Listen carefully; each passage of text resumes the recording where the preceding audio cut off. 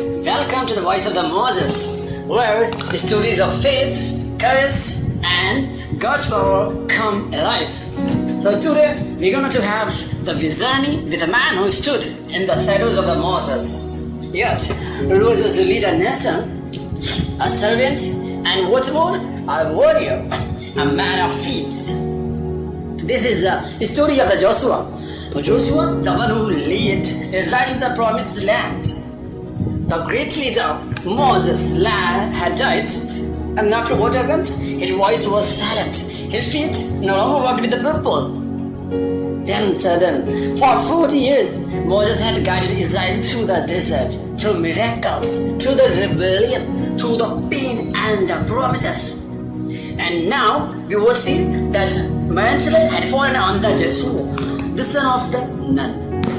Son of what? The Nun. Joshua was not new to this journey. He had stood by the Moses side on the Mount Sea. He had guarded the good tent of the meeting where God's presence was descended like a cloud. He was one of the 12 spies, but unlike the others, he had lived. When others feared giants, Joshua saw victory.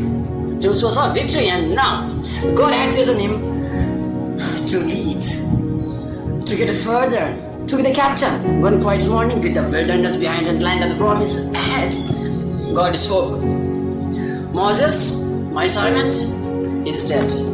Now then, arise, cross this Jordan, cross this, you and all these people, into the land, and I'm giving them. The voice of the Lord was this strong, so strong, but it carried a further tenderness in that. As I was with the Moses, so I will be with you too, in the similar of the fashion. Be strong, be courageous, don't be afraid of anything, don't be discouraged, for I, the Lord of your God, will be with you wherever you go. Listening to all this, Joshua stood still, heart pounding, soul trembling.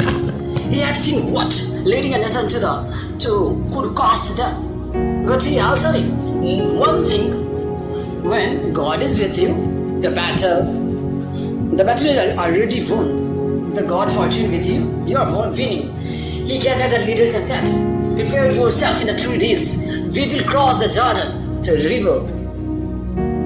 The Lord is giving us the land. Before they crossed, Joshua said to trust him to scout out Jericho, the great city that stood at the gate to Canaan. Inside the city, the spies were hidden by a woman named Rahab. She was not from Israel, though, and her past was dark, but her heart had found light. We have heard what your God did to the Egyptians. She said, we know, Lord has given you this land. Please spare my family. The spies promised what he promised, and because of her faith, Rahab would become the part of the God's people, and her name would be remembered as for generations. Now the time has come. Over 1 million Israelis stood at the edge of the Jordan River. The water were high, fast, dangerous, overflowing. The people murmured, some afraid, some unsure about. But Joshua stood still. He kept his commands. When the bright crying, the ark of the covenant stepped into the water, the river will stop flowing. The ark, a symbol of the God's presence, was lifted upon the bride's shoulders.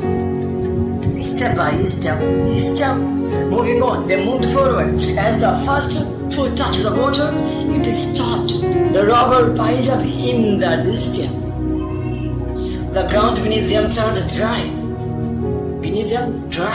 A miracle like the Red Sea, right before their eyes. The people crossed, not running, but reverently, in awe of what they saw. And in the middle of the river belt, Joshua had 12 stones placed, one for each tribe, so that your children will